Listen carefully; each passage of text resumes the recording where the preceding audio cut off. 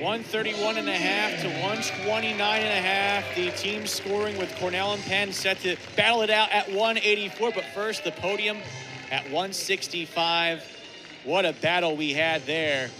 Cesar Alvin giving it a tough go, but fell short to the champion, Julian Ramirez. Keegan Rothrock in third. Also on the podium, we see there, Quincy Monday, the former standout here at Princeton University, was on the coaching staff last year as assistant coach. He's still battling it out with Team USA. So he's been doing a little bit of double duty, coaching and wrestling. You know what he can do. We know what these guys can do at 184. Chris Foca and Maximus Hale, two wrestlers that'll be in the conversation for All-America status, and perhaps even more, as Foca is 8th ranked by the coaches, 4th in RPI, and Hale 20th ranked by the coaches, 17th in RPI. Hale, the 2 seed, he had a tough battle against Princeton's Cole Mulhauser, fended off defensively late. Mulhauser with a 7-5 decision, and then Foca a major decision against Nick Fine. Fine and Mulhauser both going to Philly. Fine finished in third after a pin in period number 2. But Foca, you see 12-0 in a Cornell singlet this year. He's ready to go. The Cliffside Park, New Jersey product. Yeah, both of these guys really tough, really aggressive. Foca really just crazy style. There's not really many people that I can, relate him to, because he's so unique in his own way. Hale just very, head, hands, defense. Is gonna find ways to score, but a little bit more straightforward, a little bit more, traditional maybe in the way that he wrestles. Cornell has 3 cracks at a team championship after that major decision got him 3 points at 174. If Hale wins here, let's say it's a decision, it would be tied 131 and a half. Then Cornell would have Mikey Delegata against Luke Stout at 197, Ashton Davis against Vincent Mueller at 285. But if Foca can win here, Cornell not just will be your dual champions, but the first ever tournament champions as a team in Ivy League history.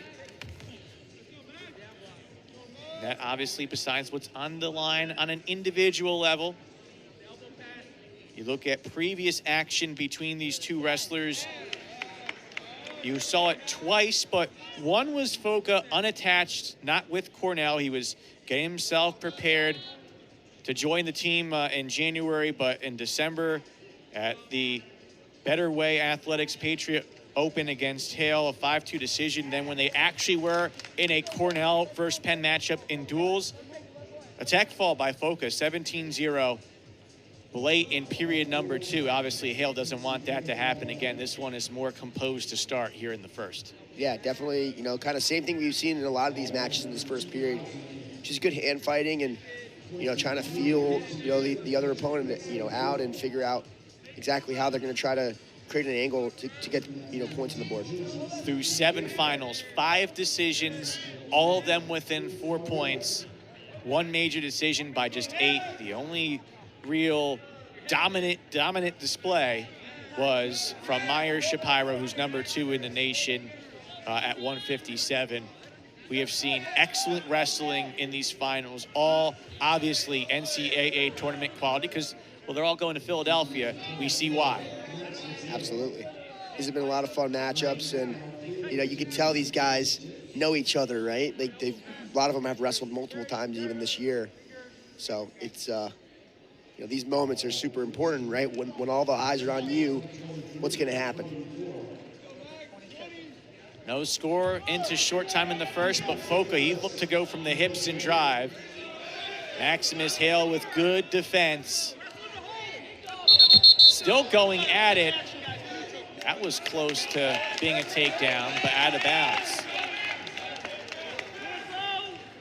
Foca, the senior, same for Hale. Maximus from Westchester, Pennsylvania, by the way, of Downingtown West High. Hale, the Ivy League second teamer. Foca, the first teamer. 2 years in a row for Hale in the NCAA tournament. All 3 years for Foca. He was an All-America, 3rd place at 174 as a sophomore. And he wants to get even better than that this year at 184. He begins on the bottom in period number 2, slips 7 seconds or 6 into period number 2. 1-0 lead. And I feel like in a situation like this is probably when you're going to start to turn up the jets on either side. Yeah, this has been, you know, the important parts of the match in virtually almost every match we've watched so far tonight. This mid-second period is when the pace starts to get picked up. People start looking to start capitalizing on the stuff that they've been feeling throughout the first period. And what a rivalry between these two programs that have been on display in these finals. Again, it was a run of 3 in a row for Penn from 133 to 149. It's now 3 unanswered for Cornell from 157 to 174. Again, Princeton having their Ivy champion at 125 and Mark Anthony McGowan beginning our action here. And this is looking more like the December matchup when Foca was unattached, just trying to get in the rhythm so he can join this Cornell squad for his senior campaign. 20 seconds left. The Cornell faithful asking for a stall against Hale, who's keeping this close. Short time in period number 2. And it'll be very interesting.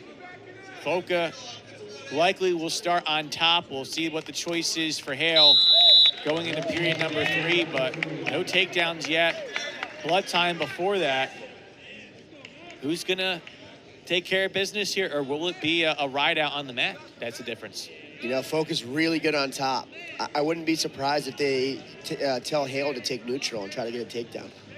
It's a tough decision when you wrestle somebody that, you know, 1 is really, really good, you know, on top. 2, you know, riding time becomes a factor, right? You know, could very well be, you know, a situation where Foca gets, you know, over a minute of riding time and makes it a 2-point lead, virtually. Well, Pat, I was thinking I'm on the same page as you. So is Roger Reyna and the Penn coaching staff with Maximus Hale. It begins at neutral. So Hale will have to get it done on his feet. 10 seconds into this third and final period, a stall warning against Maximus Hale, and then Foca saying, I see some blood, asks for the stoppage and gets it, as they'll have to sanitize the mat. We have seen the nosebleeds be kind of the one bugaboo to our action here today.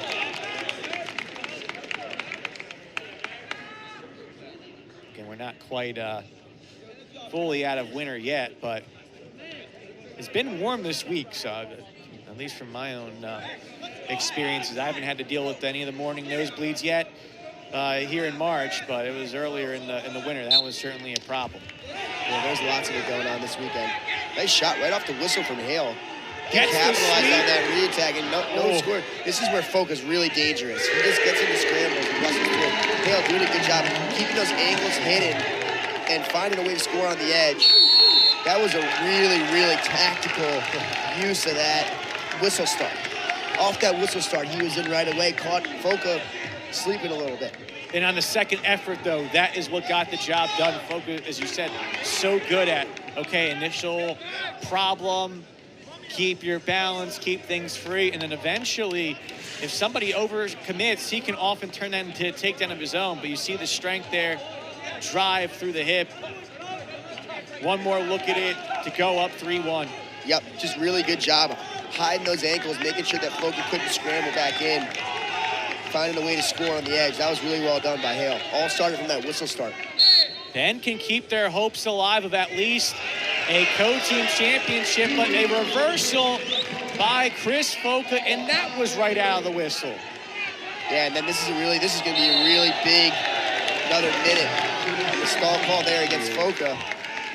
We are all out of stall warnings, 1 on each side. What drama here at 184 with 73 seconds left to go in regulation. False start. Leave early by Hale. Oh man, the drama here tonight in these finals. Foca, such a tough ride. He can ride out here. He maybe by a second would have the riding time advantage.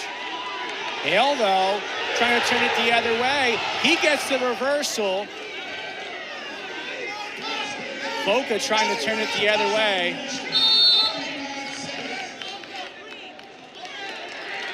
And they're going to give a point here to Foca, so it'd be 5-4.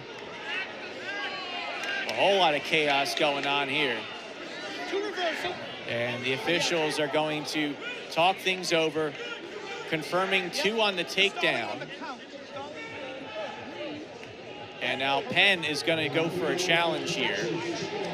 I believe they gave the escape to Foca. I honestly don't know what was going on. I hear Julian Ramirez yelling to Chris Foca something about what he needs to do next. Urge it on, and we're going to get a review to flesh all of this out here. Associate head coach Max Valenti had tossed the green brick for Penn. And again, what the officials see, we will see in a moment here.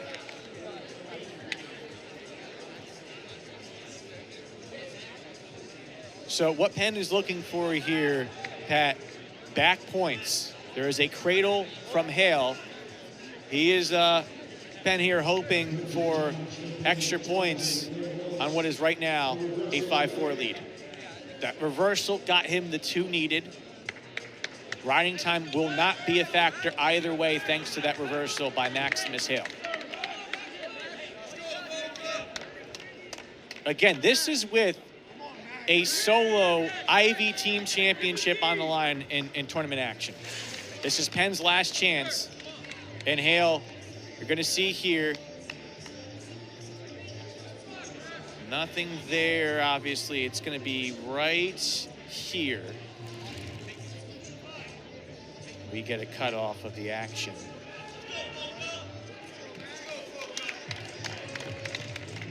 See if we can get another look at this pass so we can try to give our own guesstimation on what's going on. So one more look here. So you see that's how the cradle's being set up.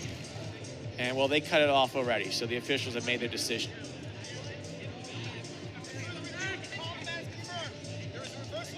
From what we saw, I didn't necessarily see enough time for there to be anything.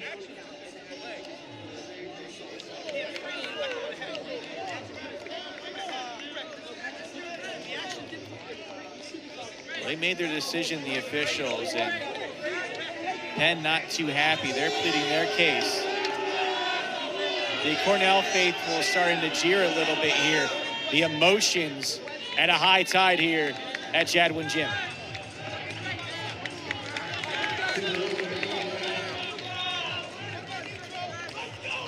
And they reiterate there's a point for escape by Foca.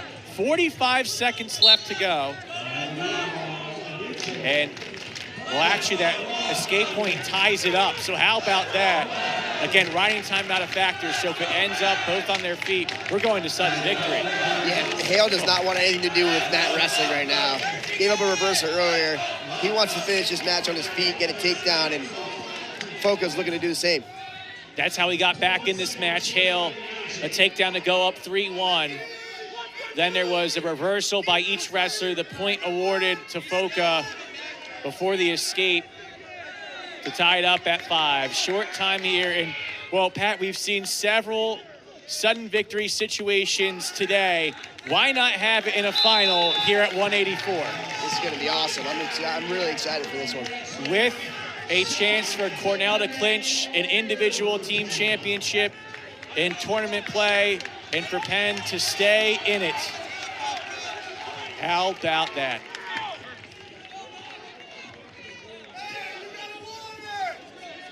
It all comes down to this, on their feet. Maximus Hale, the 2 seed. Chris Foca, the 1 seed. 2 minutes to see if there is a winner. If not, tiebreaker to determine it.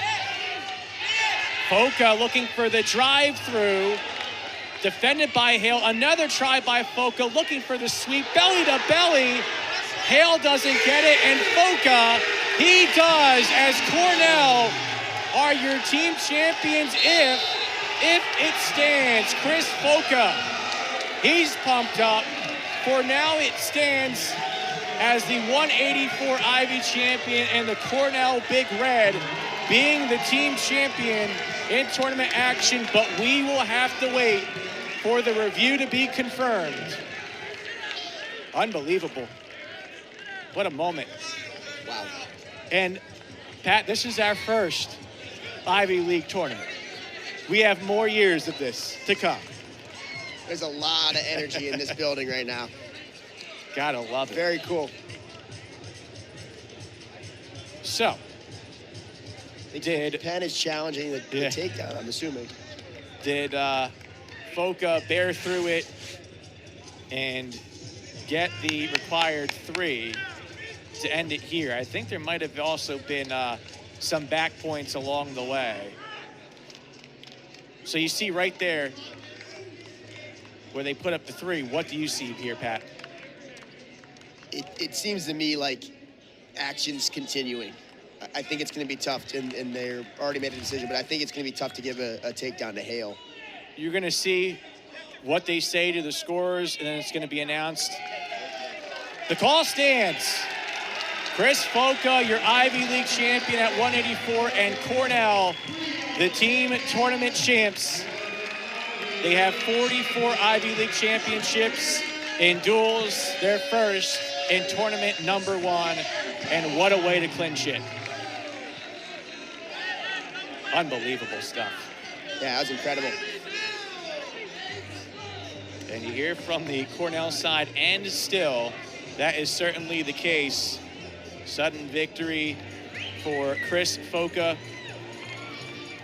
What a special moment, as Foca's going to be heading over to our very own Nick Costco in a moment. For all that emotion, we still have 2 left to go. But obviously here, Penn, a great fight, very close. But Chris Foca clinching Cornell a team championship at the Ivy League tournament, now with Nick Costco. I'm here with the winner, Chris Foca, Ivy League champion, and Cornell Ivy League champions. How's that pretty sad? It's an amazing feeling, you know, coming out here with the boys' first Ivy League championships ever, and we're taking home the title back to, I think. When you went to overtime there, what were you thinking? All tied up, and especially in that last scramble right there, putting him to his back. Mission same as the first period. Go out, take him down, score points. Nothing changes. Congratulations, Chris. Good luck in Philadelphia next week. Yes, sir. Thank you very much. What a moment for Chris Foca and the Big Red. A big victory after this break. 197, another Big Red wrestler coming up against Princeton's Luke Stout. We'll have more right after this from Jadwin Gym. 2 matches left to go.